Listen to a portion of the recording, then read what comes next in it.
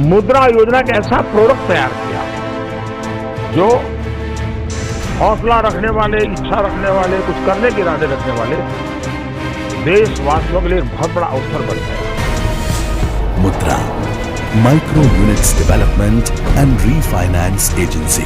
मुद्रा पूंजी सफलता की कुंजी, जिसे पाने के लिए सरकार ने अपनी सरकारी मर्यादाओं से ऊपर बनाई एक नई आर्थिक व्यवस्था। नमस्कार, मैं हूं दिव्यानी व्यास और आप देख रहे हैं इन्वेस्टिगेशन मीडिया।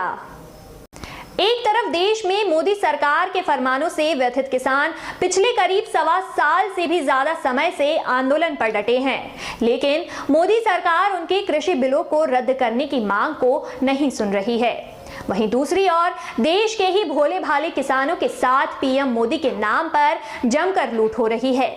देश के प्रधानमंत्री नरेंद्र दामोदर दास मोदी के नाम पर भोली भाली जनता से की जा रही ऐसी लूट से तो यही साबित हो रहा है कि हमारा भारत विश्व गुरु तो नहीं बन सका, लेकिन लूट गुरु बनने में जरूर कामयाब हो गया है।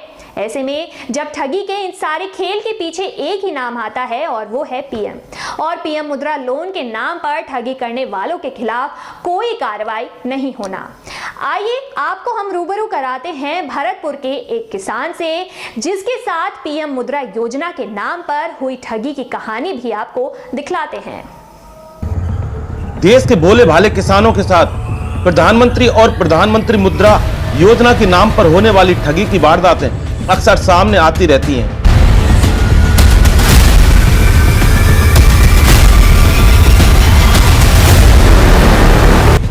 ऐसे में ठगों के ऊपर किसी न किसी रसूखात का हाथ होने से इनकार भी आखिर कैसे किया जा सकता है। चलिए आप खुद देख लीजिए भरतपुर के इस किसान के साथ किस तरह से पीएम मुद्रा योजना के नाम पर ठगी हुई।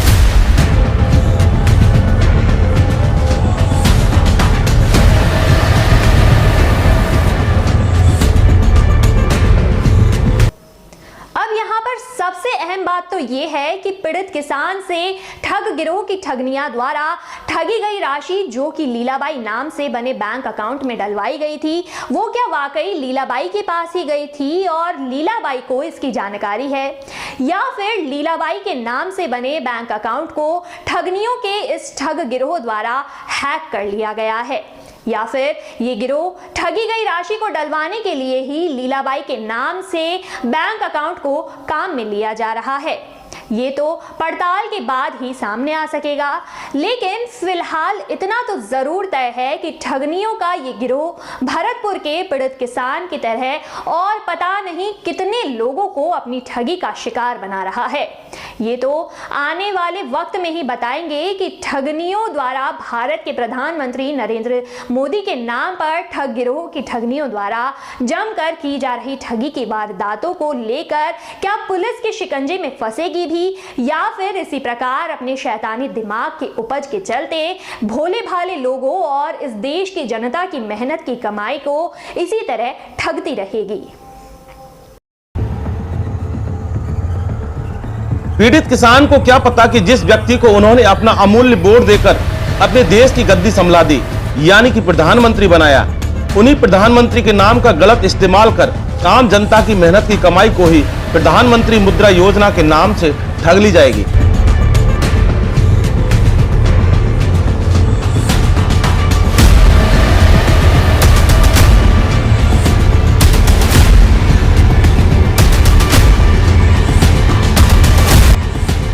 क्या प्रधानमंत्री के नाम पर भरोसा करना आखिर इतना बड़ा गुनाह हो गया? और अगर वाकई गुनाह है तो फिर इसका असली जिम्मेदार कौन है? ठगी के शिकार लोग या फिर खुद प्रधानमंत्री नरेंद्र मोदी?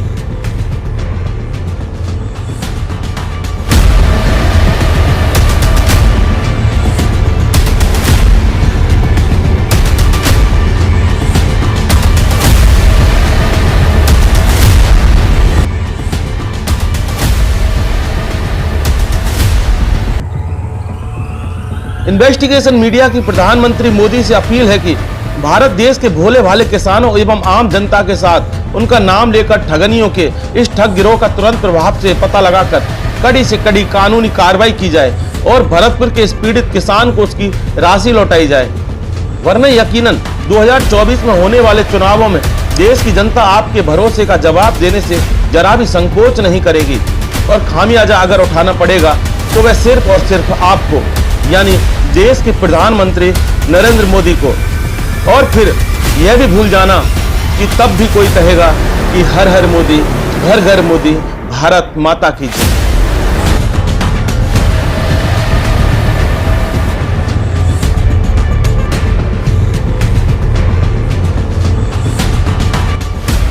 इन्वेस्टिगेशन मीडिया के लिए भरतपुर से सचिन शर्मा के साथ जयपुर से देवयानी व्यास और जितेंद्र शर्मा की रिपोर्ट।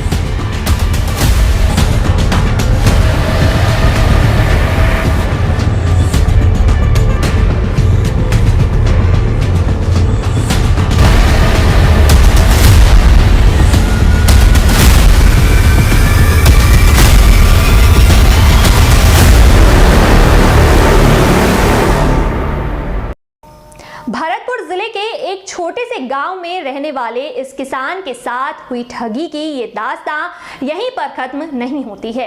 इन ठग और ठगनियों के कारनामों की फहरिस्त इतनी लंबी है कि इसे एक वीडियो में दिखाया ही नहीं जा सकता है। इसीलिए इस किसान के साथ हुई ठगी की दास्तान का अगला हिस्सा हम अगले वीडियो में जल्द लेकर हाजिर होंगे। तब तक के लिए हमें दीजिए इजाजत। दोस्तों, अगर आपने अभी तक इन्वेस्टिगेशन मीडिया सब्सक्राइब नहीं किया है तो फौरन सब्सक्राइब कीजिए, लाइक कीजिए और बेल आइकन को भी जरूर दबाइए, जिससे आपको हमारे वीडियोस के नोटिफिकेशन तुरंत आप तक पहुंच सके। नमस्कार।